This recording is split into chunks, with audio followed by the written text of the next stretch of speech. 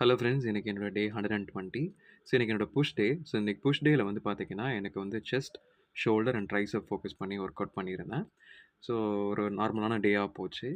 So இந்த thought எல்லாருக்குமே இருக்கும். நம்ம ஏன் ஃபிட்னஸ் பண்ணணும்? ஸோ எப்படி இருந்தாலும் நம்ம சாப்பிட்டுட்டு ஜாலியா இருக்கலாமே! எதுக்கு ஒர்க் அவுட்லாம் பண்ணிட்டு டயட்லாம் இருந்துக்கிட்டு. எப்படி இருந்தாலும் என்னைக்காவது ஒரு நாள் நம்ம வந்து சாக தான் போறோம். இந்த இந்த ப்ராசஸ்ல நம்ம ஏன் இந்த மாரிலாம் ஒர்க் அவுட் பண்ணி நம்ம நம்மளே கஷ்டப்படுத்திக்கணும் அப்படின்னு ஒரு விஷயம் எல்லாருக்குமே மைண்ட்ல இருக்கும். நெறைய பேரும் கேட்பாங்க. ஏன் இவ்வளோ கஷ்டப்பட்டு டயட் இருந்து கஷ்டப்பட்டு எக்ஸ் இதெல்லாம் ஃபோர்ஸ்ஃபுல்லா சாப்பிடுறது அப்படிங்கிற மாரி நெறைய பேருக்கு அந்த தாட் இருக்கலாம். பட் தென் அது அப்படி இல்ல. ஸோ உங்களுக்குன்னு ஒரு லைஃப் இருக்கு. இந்த லைஃப்ல உங்களால முடிஞ்ச விஷயத்த நீங்க பண்றீங்க. ஸோ இது நமக்குன்னு குடுத்த இந்த பர்ட்டிகுலர் பாடிய வந்து நமக்கு அந்த பொட்டன்ஷியல் என்ன இருக்கு அப்படிங்கிறத நம்ம எக்ஸ்ப்ளோர் பண்ணி பார்த்தா தான் தெரியும். ஸோ அதுக்கு வந்து fitness one of the ways நம்ம புரிஞ்சுக்கிறதுக்கு.